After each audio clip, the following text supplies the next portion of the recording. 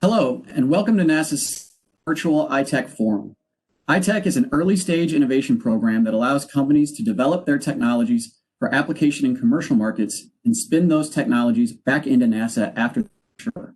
Our forums give companies the opportunity to showcase their dual-use technologies to a diverse group of stakeholders, including investors and NASA Center chief technologists.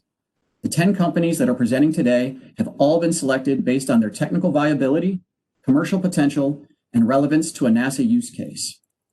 During today's live stream, you will see all 10 finalists present a 15-minute video and answer questions from our judges. Tomorrow morning, finalists will participate in private roundtable discussions, and our live stream will begin again at 4:00 p.m. Eastern Time with a keynote address from NASA Chief Technologist Douglas Terrier, followed by the announcement of the winners. If you are a company, investor, or potential user of a technology that is presented today, we here at iTech would like to hear from you.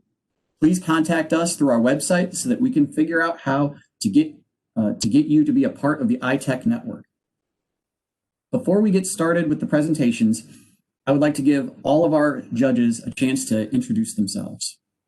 Rafiq, if you can go ahead and introduce yourself, please. Hey everyone, Rafiq Ahmed from DePaulo Ventures in Chicago. We invest in early stage hard tech and connected hardware startups. It's a new fund that we've started this year and continuing to fundraise. Happy to be here. Thank you so much. John. Hey all, great to be here. I'm John Carr, the Deputy Chief Technologist at the Marshall Space Flight Center in Huntsville, Alabama. My background's in electrical engineering, microelectronics and semiconductor devices. I've spent a lot of time working extensively on solar cell and solar array development. More broadly, since I'm here representing Marshall, our center gets into a lot of different things like all NASA centers, but our main areas of interest and tech development are in advanced propulsion, life support systems, advanced manufacturing, optics, lander systems, and materials development. So looking forward to a great couple of days. Welcome to all the innovators and everybody out there watching. Thank you so much, John. Sheryl. Hi, my name's Sheryl Foyle, and I'm a venture capitalist at Finite Capital. My focus for years has been on construction, logistics, and real estate technology. In addition, I've been a chief technology officer several times for my passion, natural language processing. Thanks so much, Sheryl. Rich, if you can introduce yourself. There we go. Can you hear me? Yeah, Yes. There we go. Hi, my name is Rich Godwin. I'm a general partner in Starbridge Venture Capital, which is a space-focused venture fund. We've already invested in more than a dozen space-focused companies. I'm also the founder and president of Space Technology Holdings, which is basically a business development corporation that brings space-designed and space-derived technologies to market. Looking forward to today. Thank you. Peter. You're muted. Go ahead. Go ahead. Good morning, everyone. I'm Peter Hughes. I'm the Center Chief Technologist for Goddard Space Flight Center, which is the largest center for science within the agency, home to the James Webb Space Telescope, which you see in my background image, but also Hubble Space Telescope. And just as a little plug, this coming Tuesday night, we're the managing mission for OSIRIS-REx, which is going to make the U.S.'s first sample collection of an asteroid Bennu. My background is in software. I came to the agency 37 years ago to be part of a startup lab in AI and did a lot of software engineering, moved through systems engineering, then trained to be a technology manager. I've been in this position almost embarrassingly, but quite proudly, 17 years, longest standing Center Chief Technologist. I'm looking forward to your presentations. Thank you. Thank you, Peter. Cutler. Hey. Hi, good morning, everybody. Cutler Knapp here, headquartered out of Jacksonville, Florida. I'm representing DisruptTech, which is the corporate venture capital arm of the Haskell Company, large engineering and design build firm. Our fund is focused on disruptive AEC technologies, that's architecture, engineering, and construction tech. And so excited to be here and looking forward to the presentations today. Thank you for joining us. Paul? My name is Paul Masson. I coordinate a small network of people here in Northern California that form multi-party R&D partnerships. The partnerships often include early-stage companies and early-stage investors. The focus is on advanced manufacturing, sustainable growing, and essentially transportation systems. And my startup experience is fintech, artificial intelligence, and actually sustainable food growing. Thank you. Harry?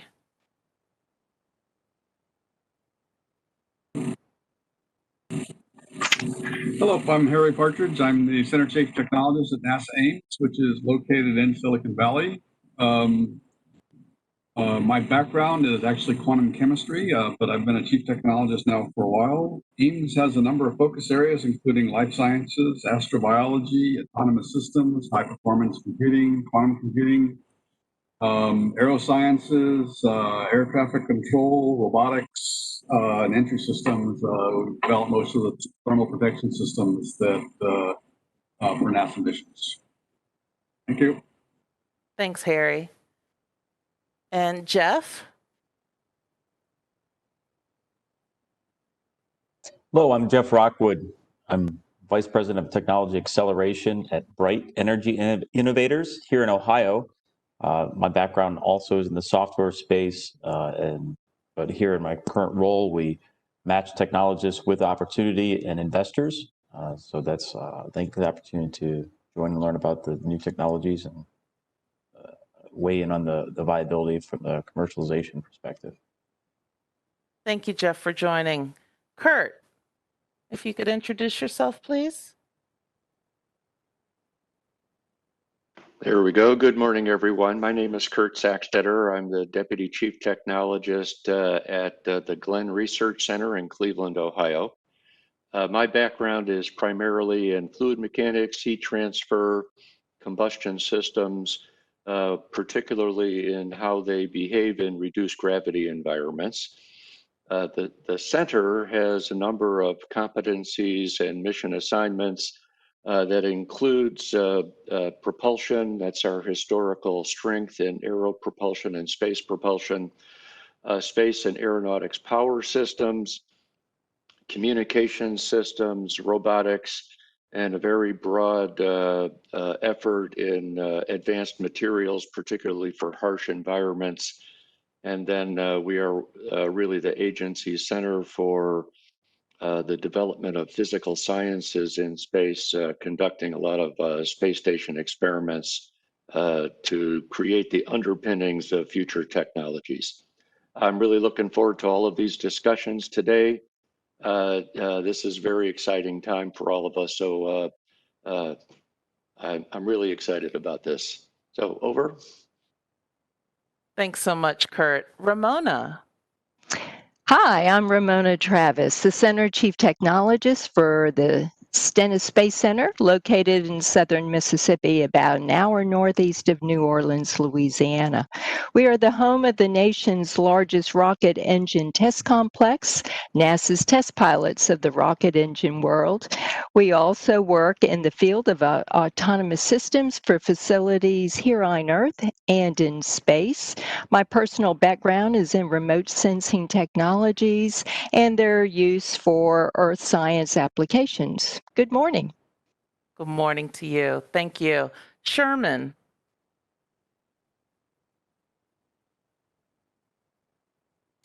Hi, my name is Sherman Williams. I work with Scout Ventures, which is a frontier technology fund, early stage venture fund.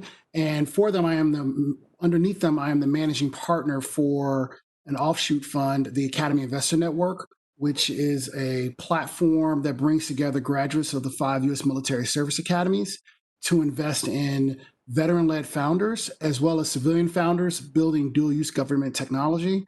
And space is a great example of that. Thank you, Sherman. And finally, Zach.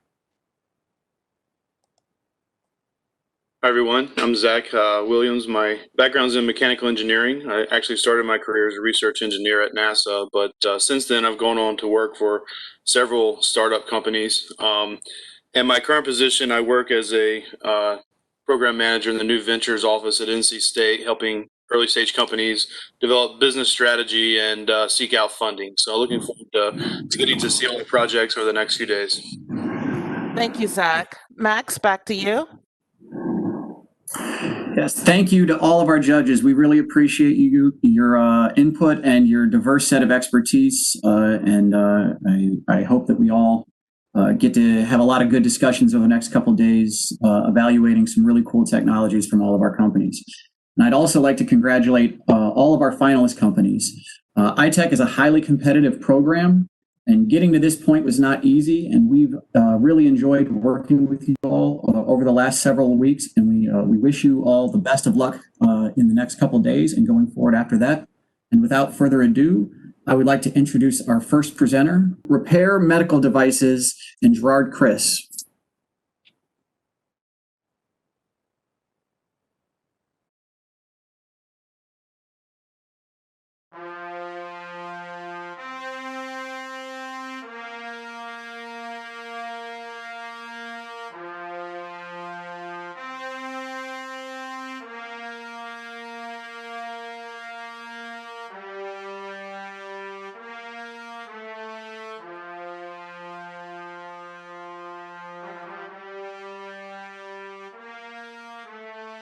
Imagine, you have been chosen. You are going to Mars. The years of dedication and hard work have finally paid off. You launch into space with your fellow astronauts, full of excitement, trepidation, and pride. Then, a month into your mission, you fall and suffer a bad cut. You search in vain for a simple, painless solution to heal your wound, but in the end, the rest of the crew hold you down while one of them staples your wound shut. The next day, your captain pulls out the staples and replaces them with stitches. Local anesthetic is not an option, and tissue glue is definitely not a good idea in zero gravity. Your wound is painful. It will take weeks to heal, and you will likely be left with a bad scar. But what if we could heal wounds in days rather than weeks, without stitches, staples or glue, and with minimal scar? Hi, I'm Jared Chris, CEO of Repair Medical Devices, based in the beautiful Northern Rivers of New South Wales, Australia. I work with a team of award-winning postdoctoral researchers and medical doctors with over 25 years of clinical experience, and we have developed technology to rapidly repair damaged skin. In fact, in a human clinical trial of excision wounds, we were able to remove stitches within 24 hours. Normally, these stitches would need to stay in for at least 10 to 14 days. Our rapid repair wound dressing is a giant leap in wound care. In this presentation, we will outline the advantages of rapid repair over traditional and modern wound closure methods and explain why it works so well. You will also hear the story behind the invention of rapid repair and learn how rapid repair will revolutionize wound healing for all the inhabitants of Earth and beyond. Wound repair hasn't changed much since the Egyptians started stitching wounds together over 3,500 years ago. Current methods, including stitches, staples and glues, follow the same ancient principle of simply holding the edges of the wound together until the wound heals itself. These methods are painful and traumatic, as I'm sure many of you know. They require training and skill to apply. The wounds take weeks to heal, and 10% of patients are left with a bad scar that can impact mobility and have lifelong effects upon their physical and mental well-being. The rapid repair wound dressing is a major innovation. It is easy and painless to apply. No local anaesthetic is required. It can be used instead of stitches, staples and glues. It is lightweight, non-invasive, non-toxic, and has a shelf life of over 10 years. More recent innovations in wound care aim at improving the actions of cells within damaged tissue. Our technology is different, as it works on a much smaller scale by targeting the alignment of molecules between the cells. Skin has three main layers. The outside layer is the epidermis.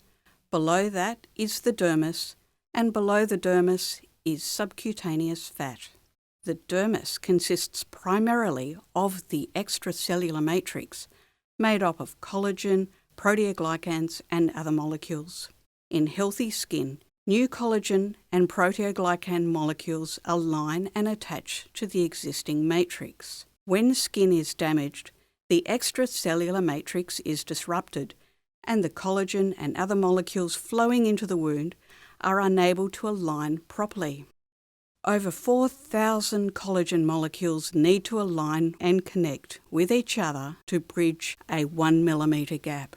Rapid Repair aims to imitate some of the nanoscale physical properties of intact skin. The Rapid Repair wound dressing projects a fine virtual scaffold into damaged skin so that the molecules flowing into the wound can align as they would in undamaged skin. This dramatically reduces healing times and produces a minimal scar. We conducted a human clinical trial on excision wounds where a skin cancer or lesion had been surgically removed. These wounds were closed using conventional stitches. Half the wound was treated with Rapid Repair and the other half with a control. We were able to remove stitches from the treated side within 1 day without the wounds reopening. Normally, these stitches would need to stay in for at least 10 to 14 days. A panel of 17 clinicians, including surgeons, primary care physicians and dermatologists, reviewed photos from our clinical trial. These clinicians knew nothing about our research and were simply asked to estimate the age of the wounds based on their experience. They estimated the age of the 1-day-old wounds treated with Rapid Repair as more than 8 days old. Here is another image of a wound from our clinical trial, taken a year after treatment. The left side of the wound was treated with the control dressing. The right side was treated with Rapid Repair. You can clearly see the difference in scar outcomes. Hi, I'm Dr. Nedeljka Rosic, co-founder and chief science officer for Repair Medical Devices. I am an experienced postdoctoral biomedical scientist responsible for designing and coordinating our clinical research. We are currently conducting clinical trials with a team of researchers from the University of Queensland and Southern Cross University to validate our previous findings and quantify the increased healing rates generated by Rapid Repair. Additional clinical trials are planned for early 2021, and these trials will include using our dressing instead of stitches for children presenting to hospital emergency rooms with accidental lacerations. And also will use our dressing to close surgical incision wounds in operating rooms. Rapid Repair was developed by Dr. Rosemary Craig, who spent decades working in hospitals and clinics treating a range of accidental and surgical wounds. I found that often the pain and trauma of wound treatment was as bad, if not worse, than the original trauma of the wound. This was particularly true in children who often had to be restrained by a parent while local anaesthetic was administered and the wound stitched closed. There had to be a better way. After many years of research into how the body heals, I identified the bottlenecks in wound healing and how to potentially overcome them. This led to the creation of the first Rapid Repair prototype. Shortly after, I suffered a full thickness cut to my face. With no other doctors immediately available, I decided to apply the prototype to my own wound, and it worked. Having personally experienced the therapeutic benefits of this dressing, I commenced clinical trials to demonstrate the efficacy of this technology. This research was recognised by the Australian Government's Peak Research Institution, the CSIRO. who have worked with me and my team to commercialise this technology and make rapid repair the gold standard in wound repair on Earth and beyond. The global wound care market is currently worth around $20 billion with an annual growth rate of over 6%. The largest market is the US, accounting for 35% of all global sales. The fastest growing market is the Asia-Pacific region, with over 8% annual growth. Surgical wounds are the largest market segment, accounting for around 50% of the global wound care market. In addition, the veterinary wound care market is worth more than $1 billion, with an annual growth rate of 7.4%. Our early adopters include plastic surgeons and dermatologists interested in minimising scars and producing the best possible cosmetic outcomes for their patients. Equine vets are also keen to use our dressing to rapidly repair leg wounds in horses that currently can take up to a year to heal before the horse can return to training. Our target markets include the treatment of accidental lacerations in hospital emergency rooms and closing surgical wounds in operating rooms. Penetration of these markets will reduce waiting times for patients, reduce the time, material and costs for clinicians treating wounds, and minimise scarring and the risk of infection, leading to further savings within our health systems. The initial form of the rapid repair wound dressing is a Class 1 medical device designed to sit over surgical tape or a similar thin dressing. Rapid repair has been entered on the Australian Register of Therapeutic Goods as a medical device and can be used by doctors throughout Australia. It also meets the Australian regulatory requirements for use on animals. Our current clinical trials have been specifically designed to meet the FDA requirements for registration of our wound dressing in the US market. These trials will be completed by the end of this year. We are also registering this device with regulatory bodies in Europe and Asia. To register a medical device in most global markets, you need to specify the Global Medical Device Nomenclature Code, or GMDN code. This identifies the type of medical device to be registered.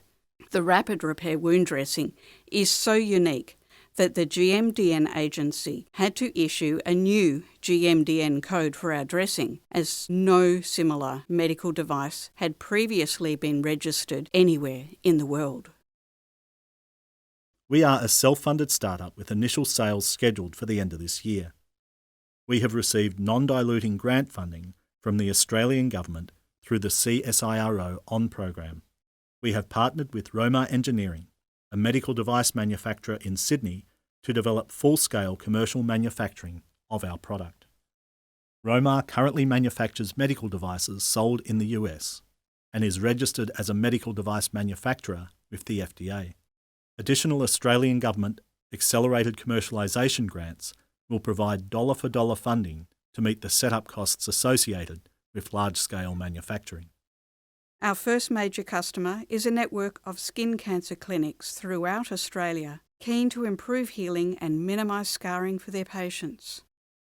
We are currently in negotiations with a major distributor of medical devices throughout Asia and the Middle East. We have also started initial discussions with 2 of the top 3 market leaders in the global wound care market. Our plan is to sell our initial product directly to early adopters within the Australian domestic market. This initial revenue will be used to complete the clinical trials in our key target markets of hospital emergency rooms and operating rooms. The combined strength of our clinical evidence, together with our domestic market traction, will be used to negotiate licensing and distribution deals with large international manufacturers and distributors. The proceeds from these licensing deals will be used to develop the next generation of our wound dressing and also enable the development of new products for the rapid repair of tendons and ligaments using the same underlying patented technology. These new products will be commercialised using the same strategy of gathering clinical evidence to open up additional markets and attract international partners. We believe our groundbreaking wound healing technology would be ideal for space missions, as our lightweight dressing would not only reduce healing times and improve scars, but also reduce the need to carry needles, stitches, anaesthetics and other dressings currently needed to treat wounds. Our dressing is designed to be safe and effective in micro and zero gravity environments. Our dressing's long shelf life would ensure our interplanetary explorers can be healed throughout the entire length of their mission to Mars and back. We are keen to talk with strategic partners who can help bring the rapid repair wound dressing into the US market. In particular, we are looking for potential licensees and distributors in both the human and veterinary markets. We are also interested in discussing the benefits of our product for Defence Force personnel. If you are interested, please contact us via email, our website, or via social media. Rapid Repair is a unique product that will revolutionise wound care by increasing the rate of healing while decreasing scarring and the risk of infection. Our dressing can be used across a wide range of applications for both humans and animals. From humble beginnings in a small rural Australian town, the Rapid Repair wound dressing has the potential to help humanity safely navigate a path to other worlds and home again to Earth. Let's bring on a future with faster, better healing. Thank you. All right, thank you. Let's open up questions, please. Ramona. Hi there. Great information on surgical wounds, other cuts and such. I'd like to understand, could this technology be adapted to work with burns, radiation types of impacts, regular thermal burns, diabetic sores, things like that as well? At the moment, our wound dressing is working in cuts because it's a narrow gap. So we are developing another version of our dressing to work over a wider zone, such as what happens in a burn or an ulcer. Oh, okay, great, wonderful for that kind of variety. From a market perspective, the thought crossed my mind, no personal interest, of course. What about wrinkles? Is it something that could actually benefit because of the scaffolding nature, working with the collagen and such? Could it help with that?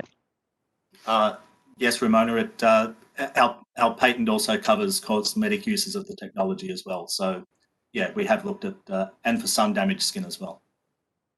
Wonderful. Thank you. All right, John Carr.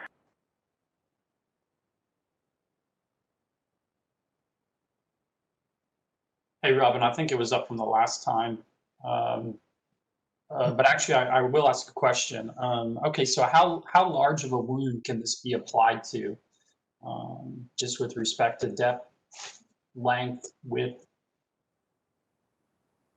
Yeah.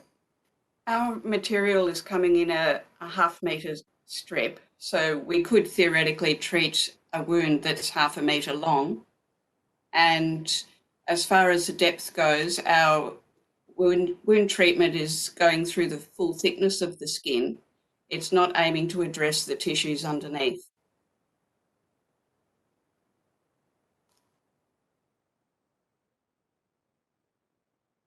Yeah, Rich Godwin here. That was one of my questions. Was this appears to be? I mean, I think it's an amazing technology. I think it's potentially got a huge market. It's cosmetic and infection reduction. So from the cosmetic side of things, absolutely, there's a lot of people would use that, especially in elective surgeries. You answered the question just now. I was wondering about like subcutaneous stitches and things like that into muscle. Obviously, it's not going to have any impact, but I did notice that you had talking about ligaments and things using the same kind of technology. Could you explain a little bit more about how this technology might work in deeper wounds or more like traumatic wounds, like say in a military theatre? So with the deeper wounds, there's the issue of penetrating into the skin a bigger distance, but also essentially we're sculpting the connective tissue repair. So we're fine-tuning our further developments so that we can sculpt the tissues in different directions. So an easy one would be, say, the Achilles tendon, which is a tendon at the back of your ankle. Because it's large, it's close to the skin, and it's clear what direction the tendon fibers should be going in. A more difficult one might be the cruciate ligament in the knee, which is a cross shape, and it's more complicated to penetrate in the right direction for that joint. And if I could just add regarding this question, definitely clinical trials will be needed to provide evidence for each claim. So we need to go, sequentially, I always say one by one, and claiming things with the individual evidence in terms of clinical trials. So that strength is then there for the customers. All right, Harry? You said it's a scaffold, but then when you showed examples of it, you're putting it on, you're putting down a layer of tape and then your sample. How does the scaffolding work over the tape? Okay. Without giving too much of the special sauce away, basically there are structures in our dressing that mimic or are similar to the extracellular matrix. And by using elements that amplify the electrochemical signature of that structure, we can project that through the thin dressing into the wound so that the molecules align as if the extracellular matrix is still in place. Okay, there we go. Are you using like porcine for the extracellular matrix that's creating that scaffolding? We've seen that with like core matrix. There's been quite a few products that have been coming to market as of late using porcine for the extracellular matrix. I'm just interested in what you're actually using. No, we don't use any animal product. It's in a silicon base, but it's more metallic. And the difference is we're creating a virtual scaffold where I think particularly the product you're talking about is a physical scaffold that would actually go into a burn or an ulcer. Okay, We're using the body's own molecules to actually heal. Got it. And then what do you actually have? I mean, do you actually have patents? I don't remember seeing that in the video. And if you do, what are your actual patents for? The patents are our patents are in early stage. We've just ended PCT last month. That was a deliberate strategy to make sure we were ready to go to market and we could maximize the age of or the length of the patent.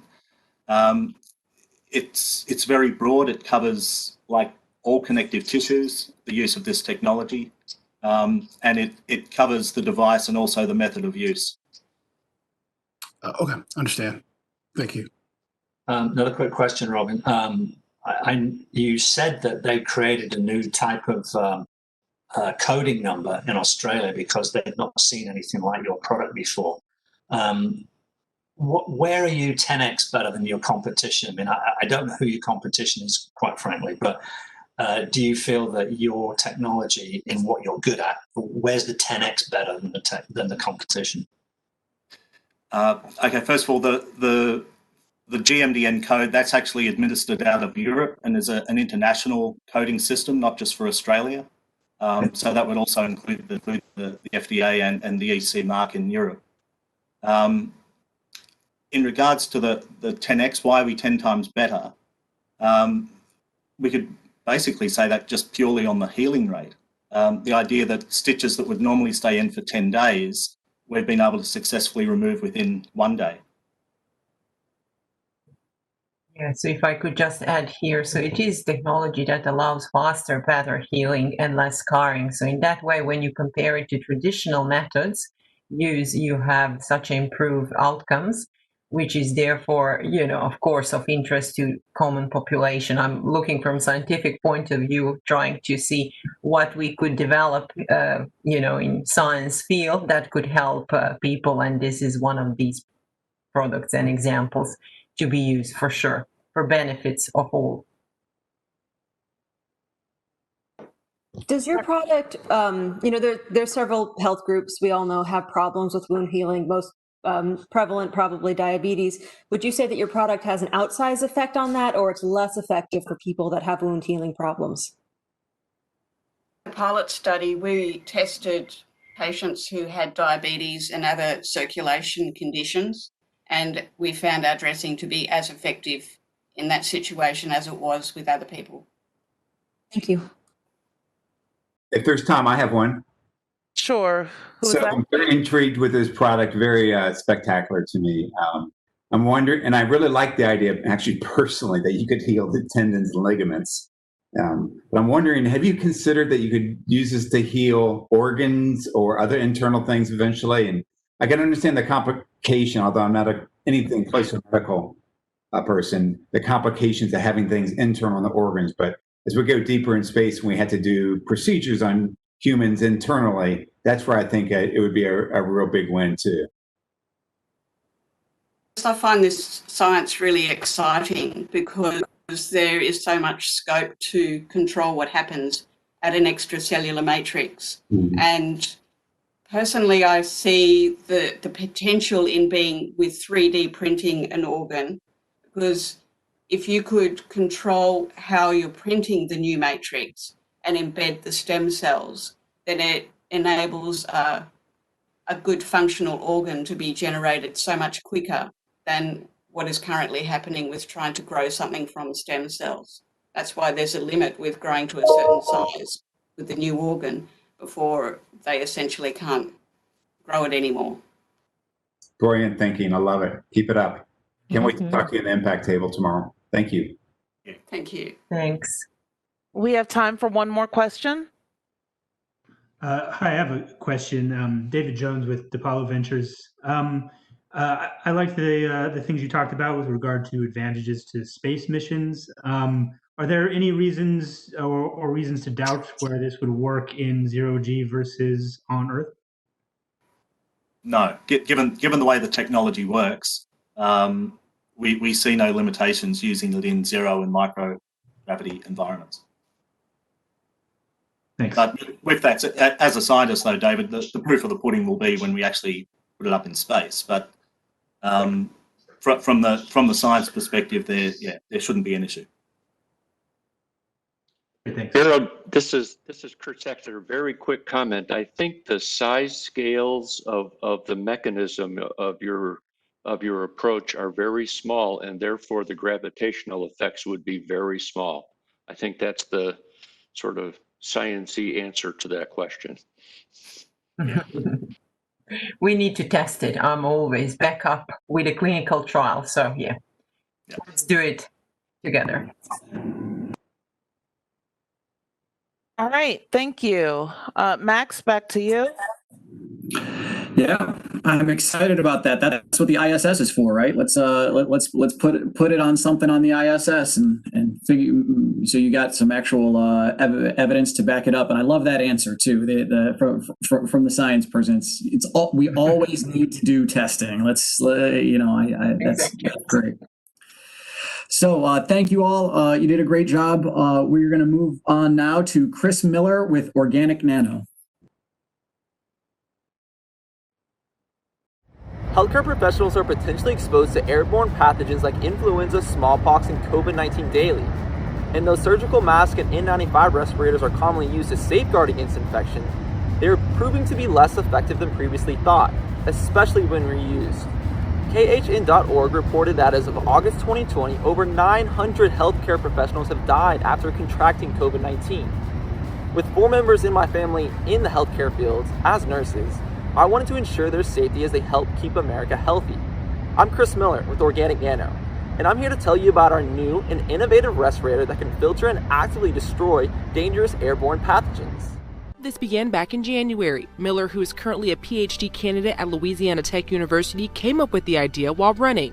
Soon, he began working with some other classmates to develop a brand new N95 mask. These masks actually filter particles at 50 nanometers, and that's a significant number because COVID-19 exists between 60 and 140 nanometers. Half of his team works with nanomedicine research and the other half with Organic Nano, where they use 3D printing to create their masks. These two things are what forms their company, Organic Nano. Chances are, when you are out in public, you are wearing a surgical or cloth mask. What if I told you that you are not as protected as you think? Well, that is the reality. Cloth and surgical masks were not designed to filter air as you inhale. They are only designed to capture respiratory droplets as you exhale. N95 respirators are only designed to filter 95% of particles that are 300 nanometers or larger. That's just not good enough. Viral particles can be much smaller than 300 nanometers. In fact, COVID-19 particles can be as small as 60 nanometers. Our respirators can filter these minute particles through more than just electrostatic forces. The COVID-19 System Study app reported positive COVID-19 tests of healthcare professionals was disproportionately high when compared to the general population in both the United States of America and the UK. The bar graph pictured here illustrates just how lopsided these numbers are. Healthcare professionals are supposed to have access to the best PPE available too. And clearly, something is going on. There are many reported cases of healthcare professionals going to work with COVID-19 systems that are unreported as well. Furthermore, even with the mandate of using masks while on public transits, the CDC reported thousands of people were exposed to coronavirus while on commercial flights. Necessity is the mother of invention. Mankind needed a better respirator, so we created a better respirator. Our mask has many qualities that allow it to outperform our current competitors, such as a face shield attachment, interchangeable filters, and a mask that actually molds to anyone's face, including children. Our filter has a pore size of approximately 50 nanometers, and unlike our competitors, our mask can be sanitized via alcohol, UV light, or autoclave. Degradation and cell culture testing revealed that our mask can be used for up to 6 months and still maintain their antimicrobial properties. The filter can be used up to 1 week and inactivate viral pathogens like COVID-19. To adjust the mask to specifically fit your face, all you have to do is simply submerge it in warm water and gently form it to your exact facial features. With our ability to make custom fitted masks in multiple sizes, we have respirators for adults and children of all ages. And so this is where the magic happens, where our Director of Research, AJ McFarland, actively 3D prints and optimizes conditions for our mask. And as you can see, I'm wearing the adult version that I use all the time here in the lab. And then we also have the kid-friendly version, where we can even change the color and 3D print their name on them so they never lose them at any point during the day. And then right behind me is all of our 3D printers that we actively use and make several different masks. We have several different sizes and colors, and remember that these masks can form fit to your face in just warm water. And right here next to me, we have a 3D printer in action, printing one of our filter guards that can easily be snapped out and snapped in even with one hand. And this will give further structural support to the filter itself. And I'm actually currently wearing one of our more finished products and prototypes, where you can see the filter is slightly purple because we added dye so that we know we evenly distribute it across the entire filter guard, ensuring that it is accurately and efficiently filtering pathogenic particles. And then also, we can even print the NASA iTech logo, because we wouldn't be here without them. Now let's dive deep into the science and explain further how our filters are unlike any in existence. Our technology is centered behind hallocyte nanotubes.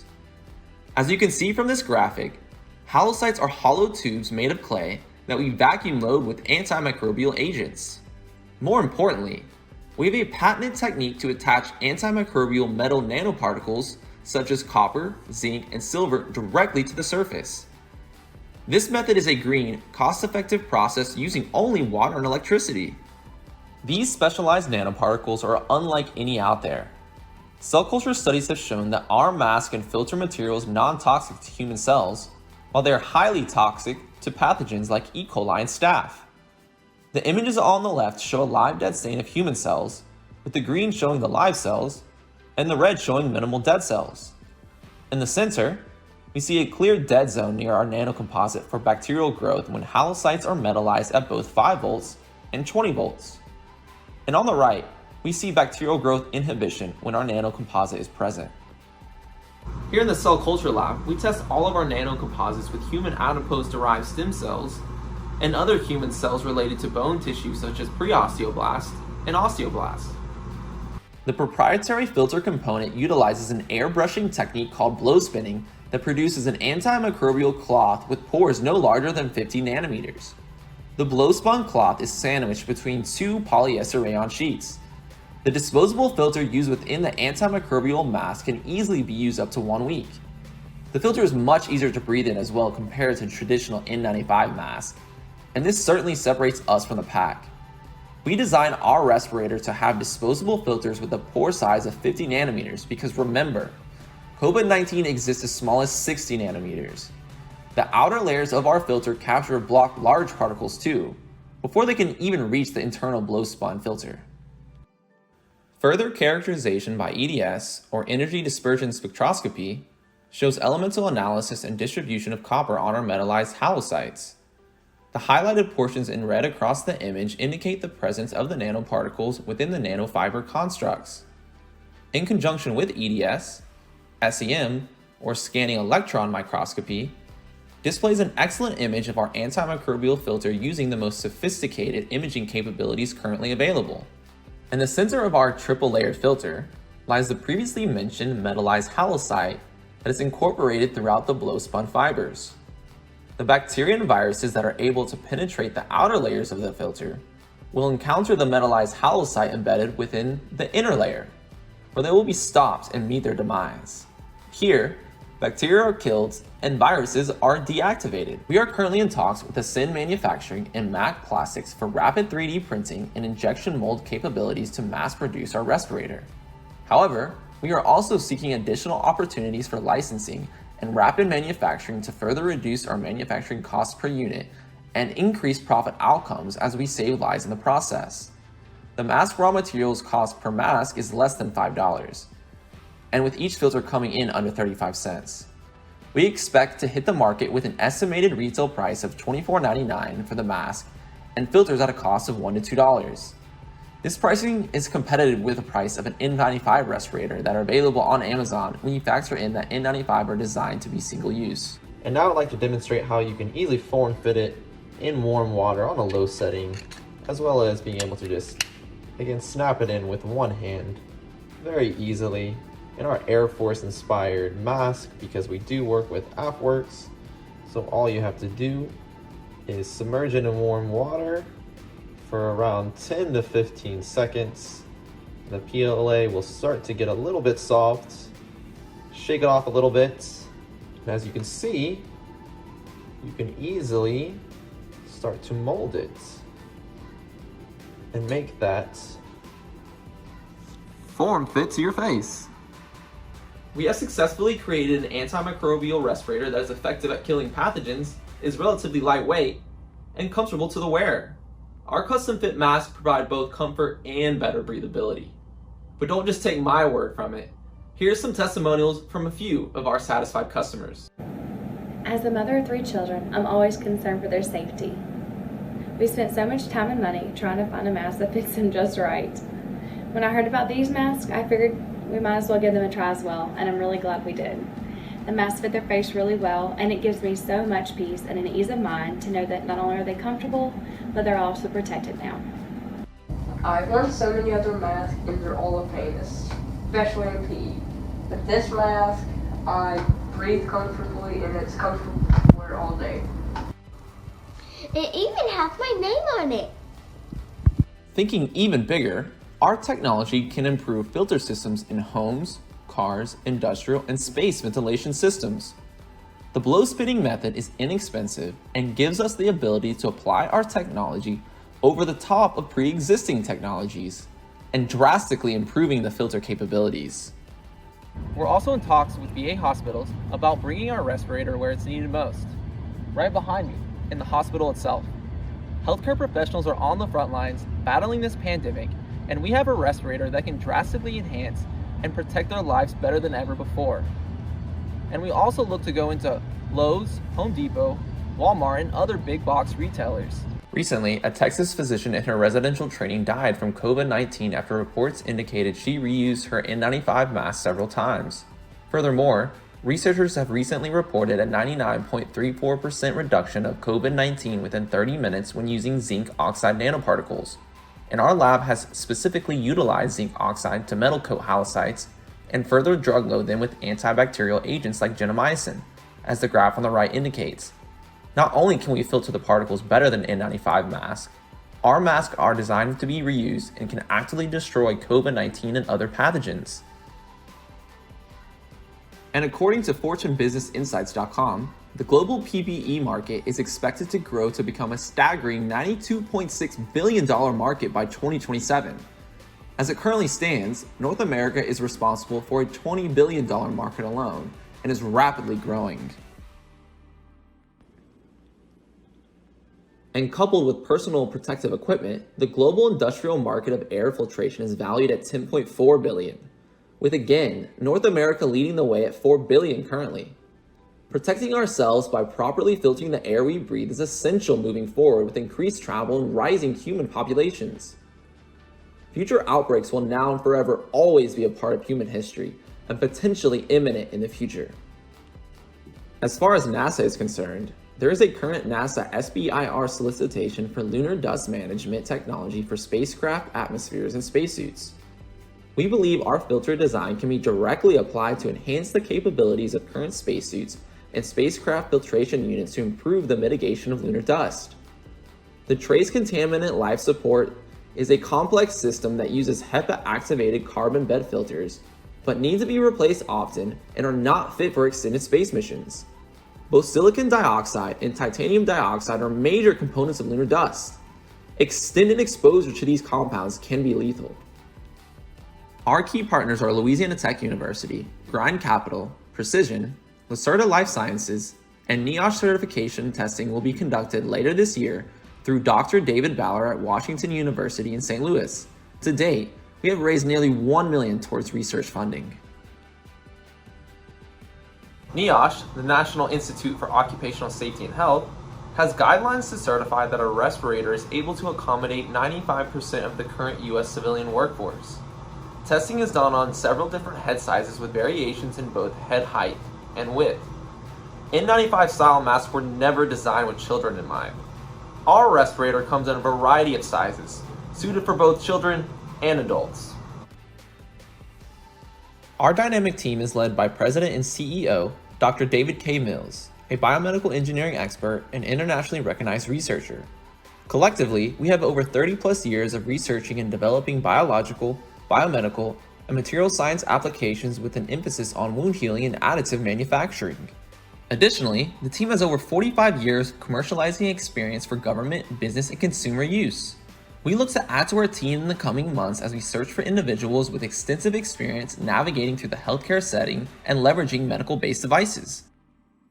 Please reach out to us through our website, email, or my LinkedIn information. We'd love to hear from you and establish additional partnerships in the region, across the United States, and throughout the world. And I'd like to end with a quote here inside the biomedical engineering building, and that's, "Some men see things that are and ask why, but I dream of things that never were and ask why not." That's what our company stands for, that's what I stand for, and that's what everyone here at Organic Nano stands for. Thank you for your time. All right, thank you so much. First, Harry, let's go to you, please. Nice presentation. Can you tell me, have you taken one of your masks and done the N95 certification with it? And so, yeah, that's something that we're still needing to conduct in the future with Dr. David Baller at Washington University. And so we're still, waiting on some confirmation and other things for that to happen. He's a very busy guy, and we've been optimizing other conditions for our mask and doing other tests for it. So we will definitely be doing that later this year for sure. The other question I have is, your filter, you say that it filters 50 nanometers. How are you testing that?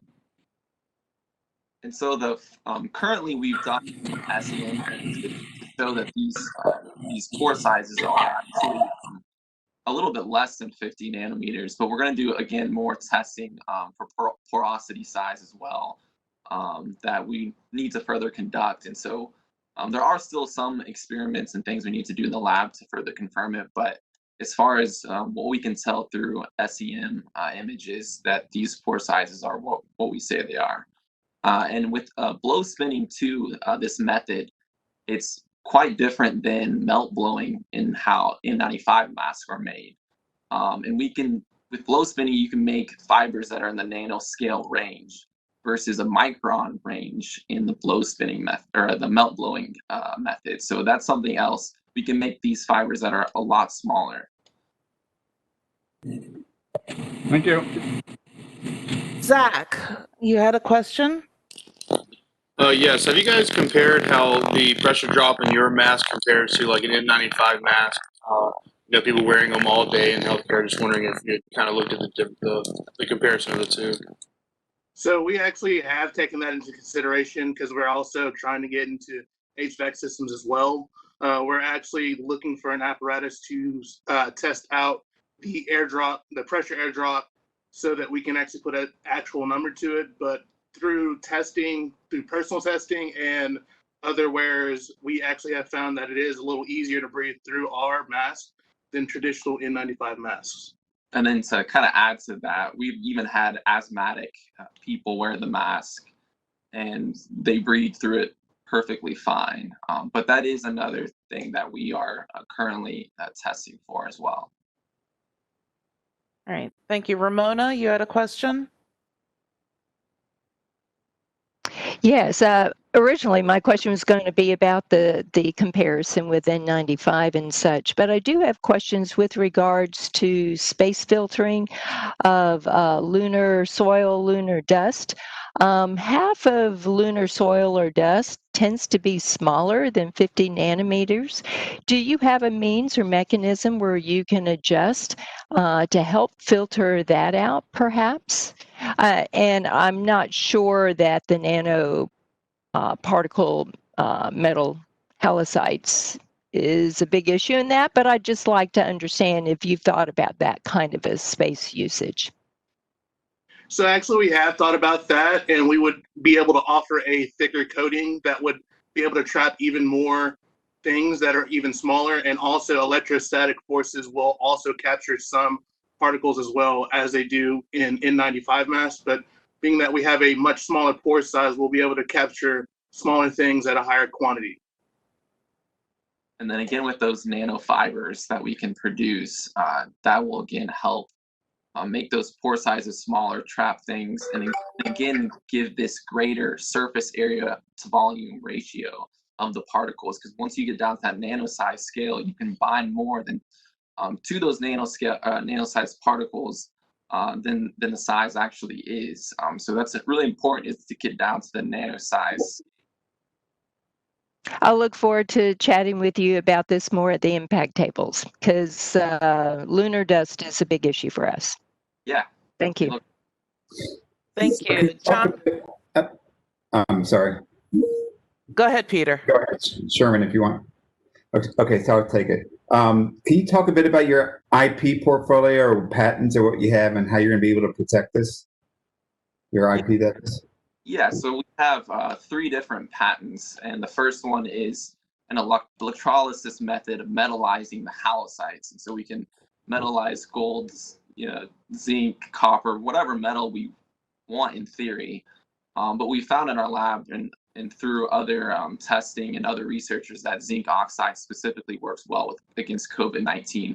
We also have 2 other patents for 3-dimensional printing and additive manufacturing of bioactive medical devices, as well as ceramic nanotube composites and sustained drug release for implants. So we have a total of 3 patents, and I'm more than welcome to send that to you all in the impact tables. All right, John, you had a question? Yeah, hey, Chris. Very impressive, great presentation. I'm very impressed by you working on a PhD, starting a business, and solving a real world problem, I'm also an Ironman. You're also what? I'm also an Ironman triathlete. Oh my gosh, you're making me feel bad about myself. Very impressive. Great work. I was curious, is there an opportunity to recycle or clean your filter? I heard disposable, and I thought I heard maybe you could clean it, but could you clarify that? So actually, it comes in two different parts. So there's the mask portion and there's the filter portion. The filter portion is disposable, and those are actually really cheap and readily available. The mask portion is resanitizable, so you can sanitize it in the 3 different methods that we said, and be used for up to 6 months without having to be reused or repurchased. And that's the benefit of buying our product over $95, is that you can reuse that mask portion for 6 months and not have to throw it away and grab a new one every day. Right. Okay. Yeah. Thanks for clarifying. The biodegradable aspect, 95% of the mask is fully biodegradable. The only part that isn't is the straps that are made of silicone and then the gasket around to put up against your face, because it's made of a non-porous silicone. So that's the only portion that's not fully biodegradable. All right, Rich, you had a question? Yes, thanks, Robin. Great presentation, Chris. Nice to see you again. Thanks. I was wondering, one of my companies, we've been working with copper and zinc as antibiotic, but they're ionically charged. They both have a double positive ionic charge in them. Are your halocytes neutral electrically? And how do you find that works as opposed to if it was maybe an ionic charge on it? So our nanoparticles, after binding with the silicone on the halocyte, are not charged. So you're not going to run into electrostatic or charges that may interfere with any other processes that could be on the space station or whatever have it. But we found that, yeah, they work pretty well, and they don't really carry a charge after we do the electrolysis.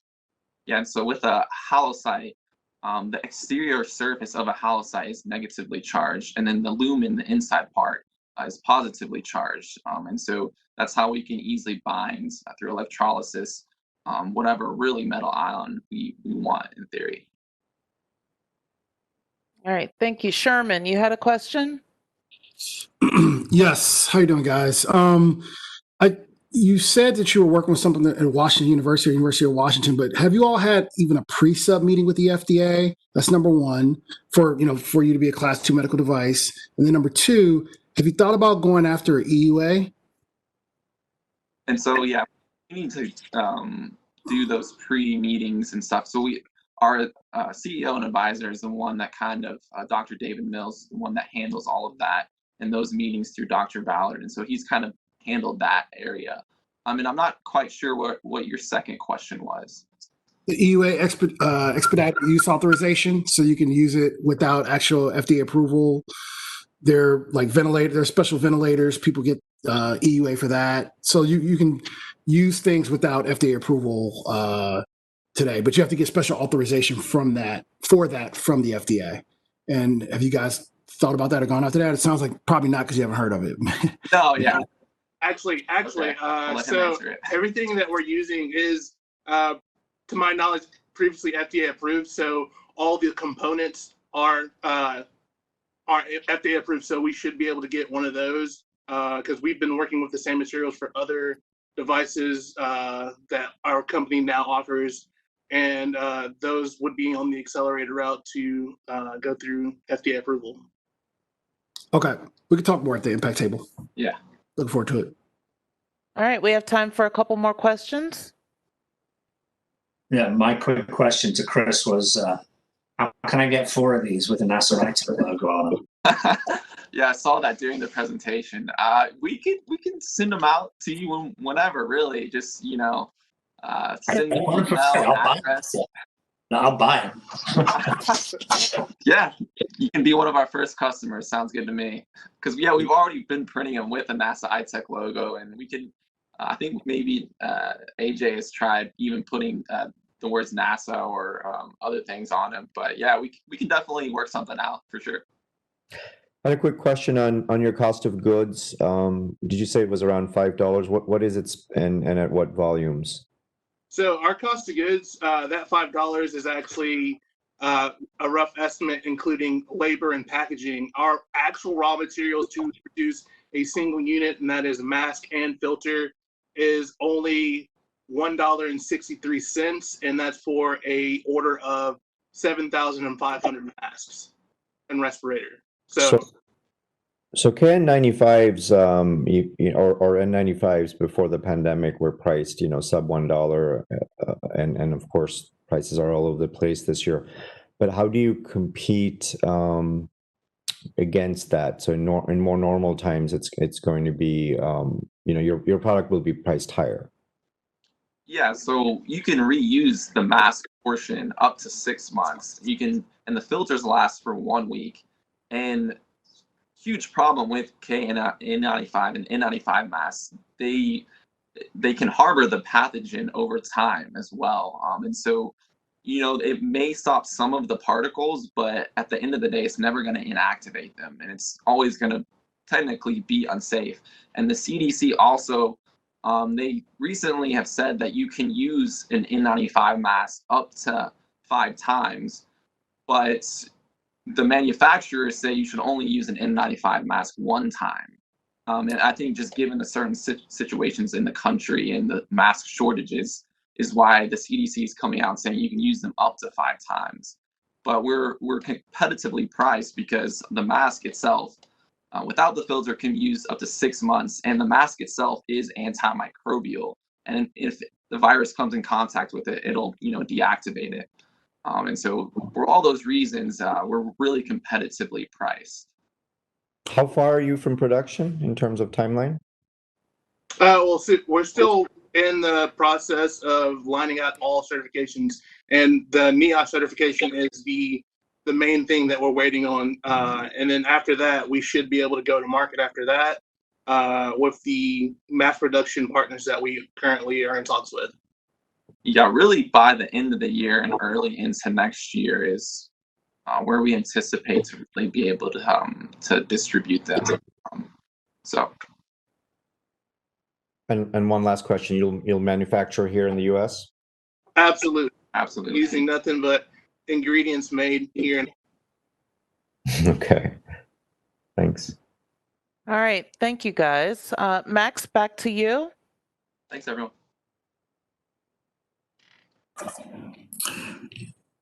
Thank you. Great presentation, great follow-up conversation. We're going to move on now to High Point Inc. and Alex Ivanenko.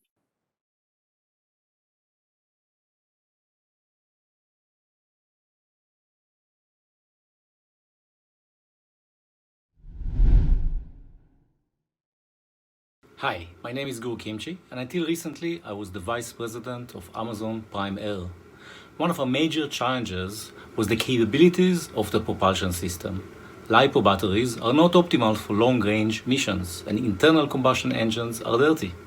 I've always assumed that fuel cells will be the solution, enabling long-range, clean, decarbonized flight, but existing fuel cell systems lack the necessary capabilities. Once I've met the High Point team and learned about their technology, my perspective changed. High Point's unique capabilities are exactly what is needed to enable clean, long-range flight. I like the team at High Point so much that I've decided to join in their journey as an advisor, and I look forward to the innovations their system will enable. Thank you. Hi, this is Val Niftikov, founder and CEO of ZeroAvia, building the world's first practical zero-emission aviation powertrain based on hydrogen electric technology. We're targeting the entire aviation market with our first product to power 10 to 20 seat aircraft within the next 3 years. We're on the UK's Prime Minister Jet Zero Council, working on getting the single aisle jet up in the air on our technology within the next 10 years. We're very impressed with what Alex and team are doing at High Point. I'm an individual investor in the company, and we at ZeroAvia are working with Alex and team on some exciting things that we'll hopefully see in our powertrain soon. Hi, my name is Dr. Alex Ivanenko, and I'm the co-founder and CEO of High Point. We make zero-emission air transport possible. Today, approximately 10% of overall human climate impact comes from aviation. By 2050, that is expected to grow to 25% of global greenhouse gas emissions. So you can't solve the problem of climate change without zero-emission air transport. But the arrival of zero-emission aviation has been limited by the energy density limitation of lithium batteries. It takes 500 watt-hours per kilogram to fly a plane 600 miles, and current lithium batteries have only about 200.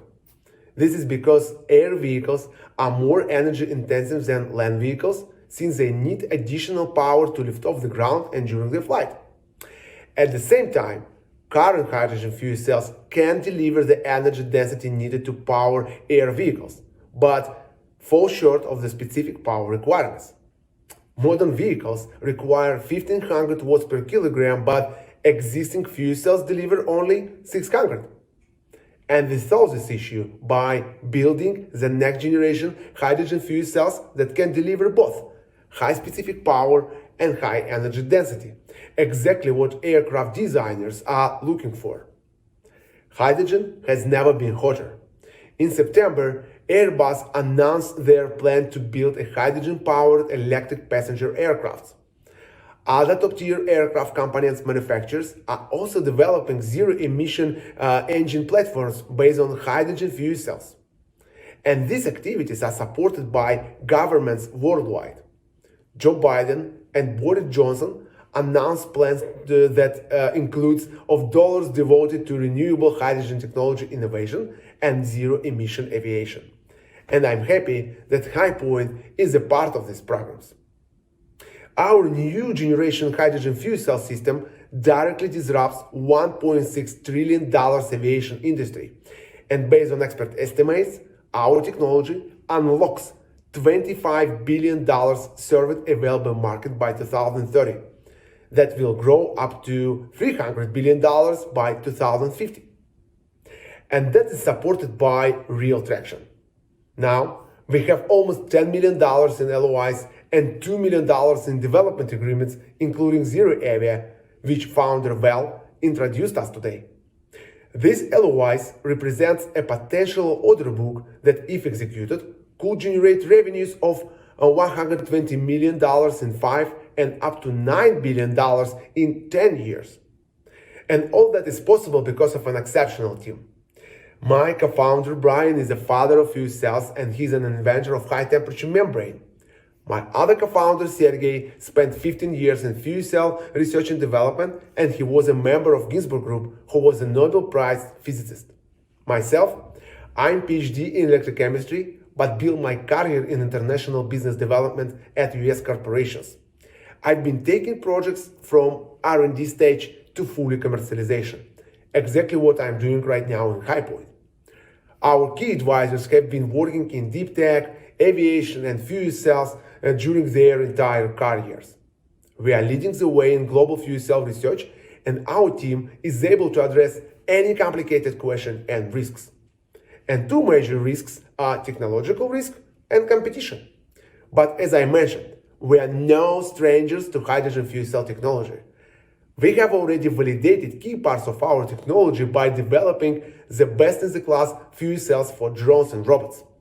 We already built and sold solutions for real business applications, grossing $500,000 last year.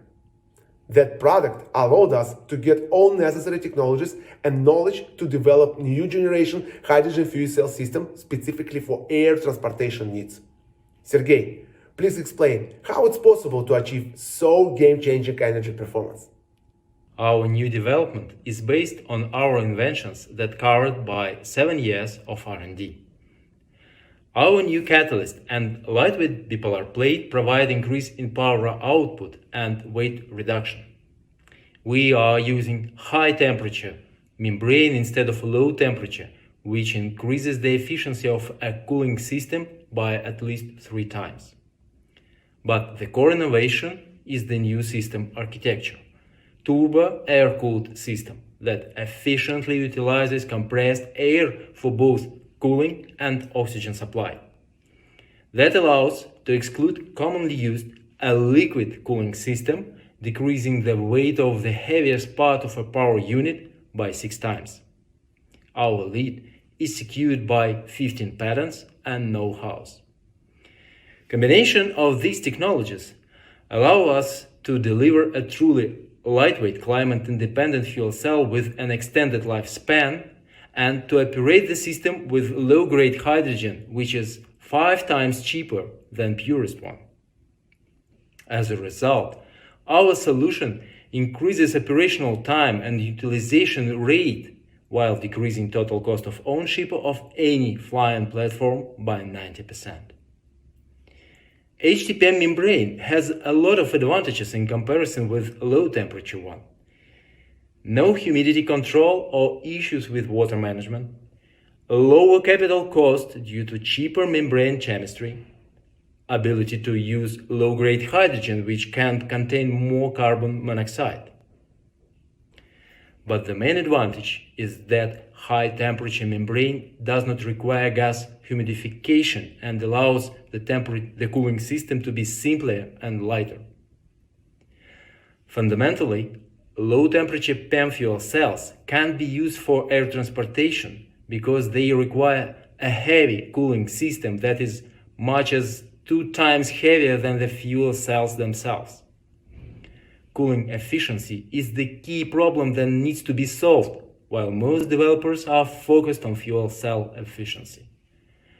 We dramatically increased cooling efficiency by raising operational temperature from 70 to 160 degrees Celsius and excluding the intermediate liquid coolant at all.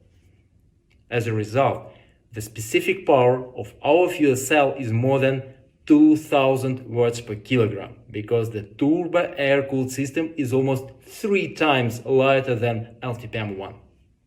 Thank you, Sergey, for these details.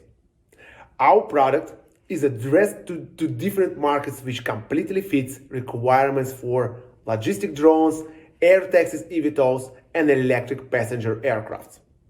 Because we are offering the fully integrated system with easy-to-use and modular approach, with a target price between $100 and $500 per kilowatt in serial manufacturing, which is absolutely competitive with the price for existing power sources. This strategy, traction, and technology allows us to successfully fundraise from individuals and institutional investors. On September 17th, we participated in Alchemist Accelerator's Demo Day, and now we are pursuing a seed round with institutional venture funds. We have already raised a planned $1 million pre-seed round that allowed us to achieve all the goals that we had set up for ourselves. We completed all fundamental research, and now we are assembling a short stack that will be ready to demonstrate in a few weeks. In the short stack, a lot of technological and fundamental validations are concentrated. So the short stack is a core part of the system. Based on our agreements with customers, after the successful short stack, we will build a 15 kilowatts model. Scaling from a short stack to the 15 kilowatts model is not a fundamental modification. Actually, it is the same system, but is built in the other form factor. This is mostly accurate execution of engineering work. Exactly the same work we have to do on the transition to full-scale product, because our modular approach will allow us to scale up the installation by arranging 15 kilowatts model together. That's why we are so confident that we will cover this path in a year and a half. We will be ready to deliver the full-scale 150 kilowatt system in the first quarter of 2022 for the real flight. So, we have technology, proven track record, and a team that has the potential to revolutionize the multi-billion-dollar aviation industry globally. If you would like to join us in our journey, come talk to us. Thank you.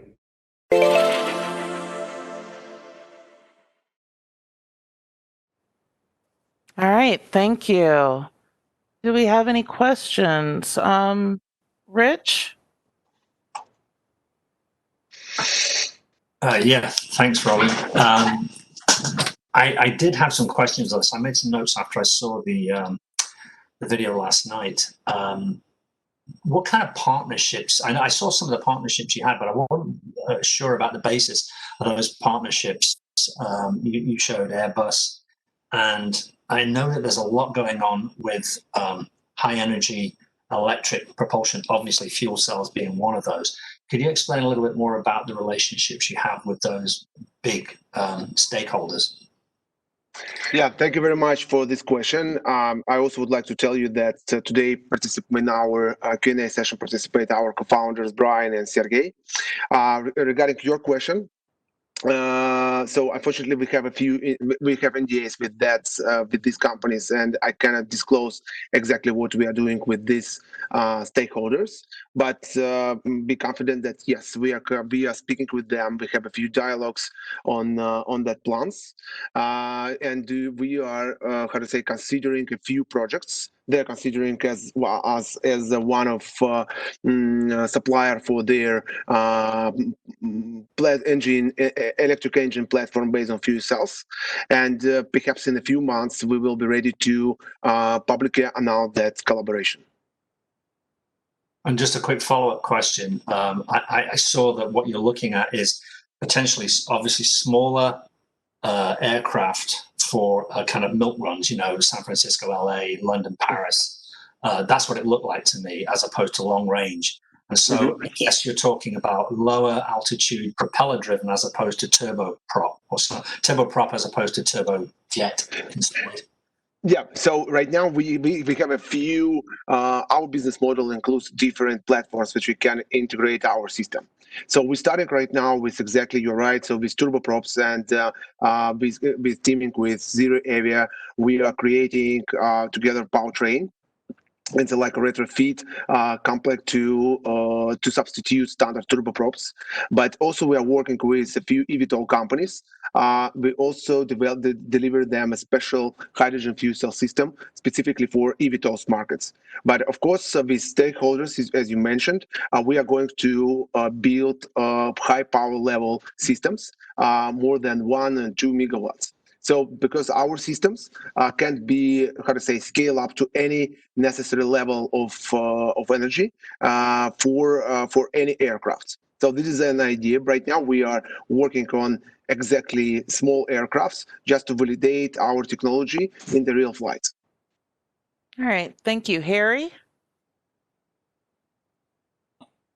Yeah, it was very, very, very interesting. I have two questions for you. Can you tell me something about how long your fuel cells run? What sort of tests have you done? So, Brian, if you don't mind, could you please answer me on that question regarding high temperature membrane and durability? Durability. It's easy to get fuel cells to run on a small scale out to 20,000 hours. And we've done that many times. And there's smaller power units. They've been working for years. And in the air transportation, we're probably looking at being able to meet the typical times that that they currently pull airplanes off for general maintenance. I think we can meet all those targets with our current design.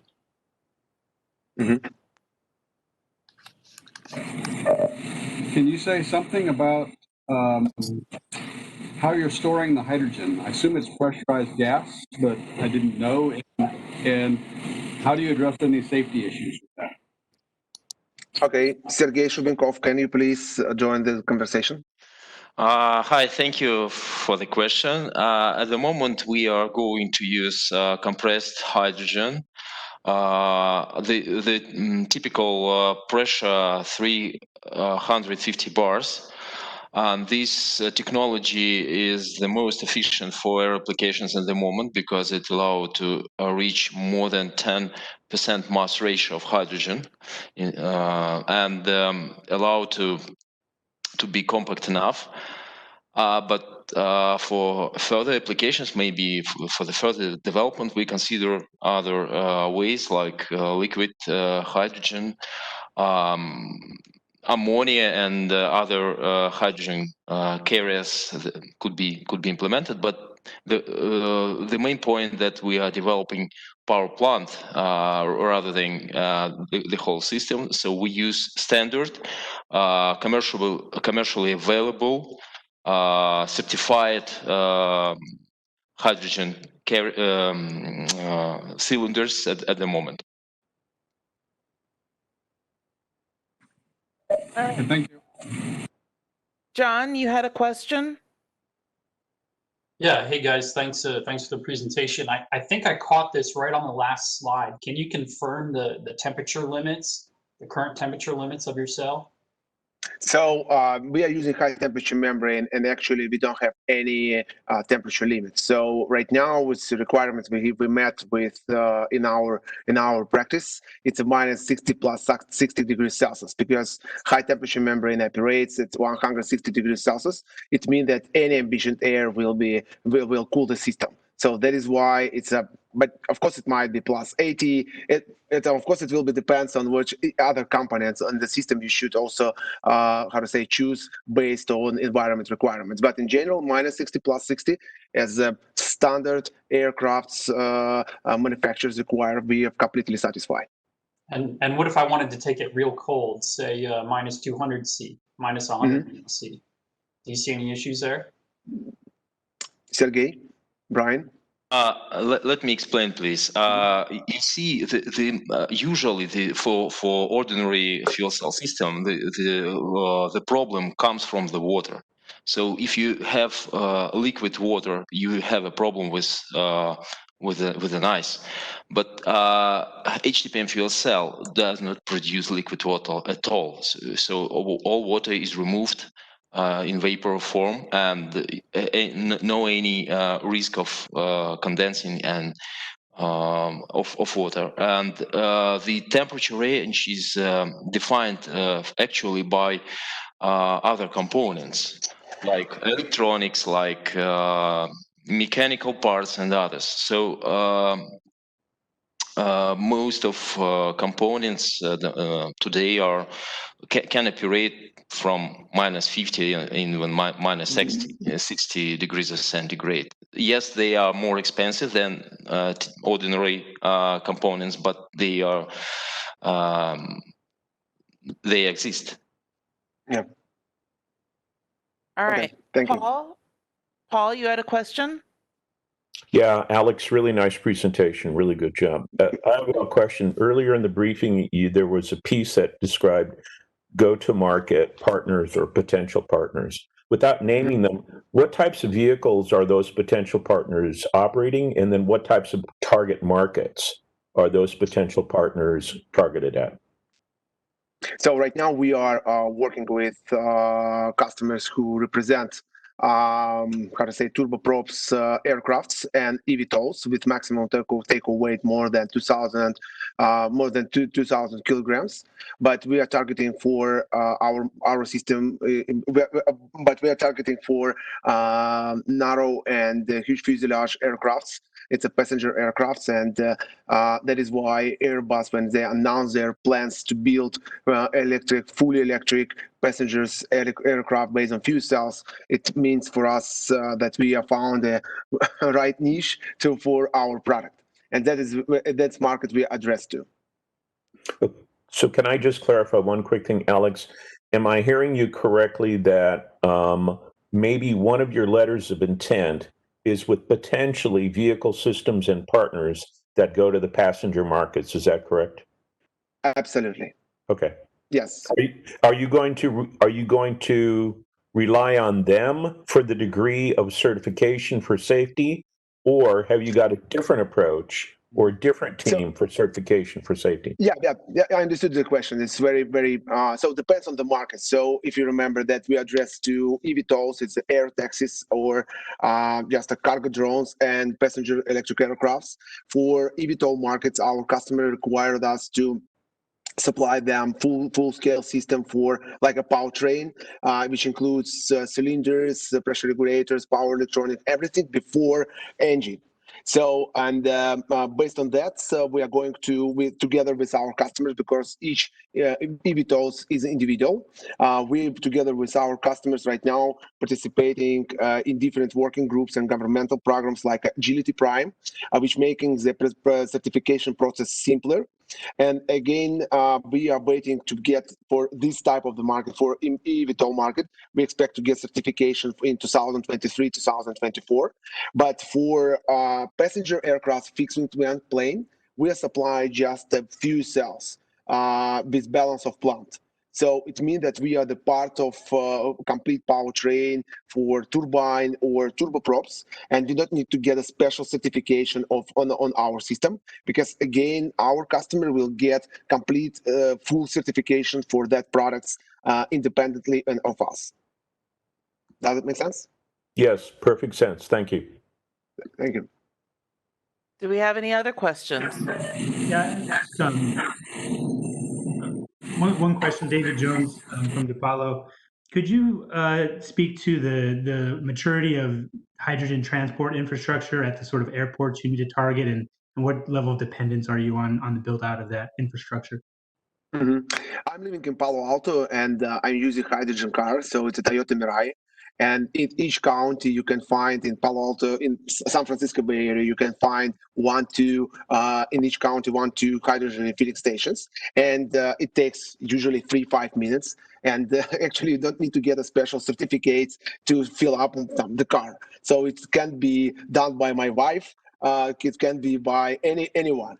So regarding air transportation, I would like to emphasize that infrastructure question. It's a how to say easy to solve than it's everybody think about.